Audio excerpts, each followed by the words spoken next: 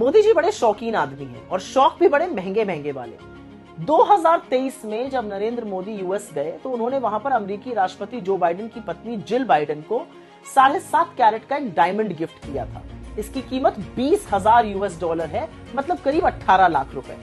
और 2023 में Jill Biden को मिलने वाले सारे तोहफों में सबसे महंगा तोहफा यही था। सोचिए, मोदी जी ने ब्रुनेई के सुल्तान से ज्यादा महंगा तोहफा दिया था जिल बाइडेन को। यही नहीं, आपको पता ही होगा कि ट्रंप परिवार को मोदी जी ने करीब $50,000 मतलब करीब 43-44 लाख के तोहफे दिए, 17 तोहफे दिए।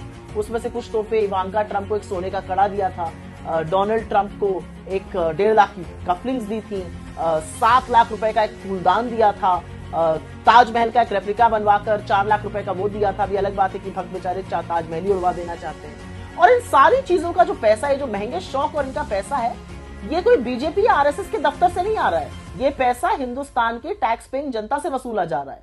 और वहीं इसके विपरीत डॉक्टर मनमोहन सिंह जी जब 2009 में अपनी पहली स्टेट विजिट यूएस गए, उन्होंने ओबामा दंपति को एक हिंदुस्तान में बना हुआ कालीन, पश्मीना का एक शॉल और तमाम किताबें, जिनके कुछ नाम मैं आपको बता देती हूँ, stories from the Panchatantra, ancient tales of wit and wisdom, the Puffin treasury of modern Indian stories, the Gandhi stories, history in the making, और इसके अलावा history of ancient and early medieval India, ऐसी किताबें गिफ्ट करी थी। तो खैर, शौक अपना अपना और प्राथमिकताएं भी अपनी अपनी।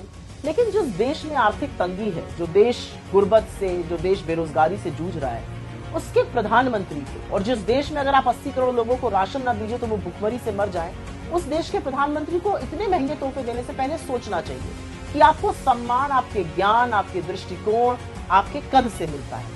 आपको सम्मान महंगे तोहफे देकर या लोगों के लपक के गले पड़ जाने से नहीं मिलता है। अब कौन समझाए मोदी जी को ये बात।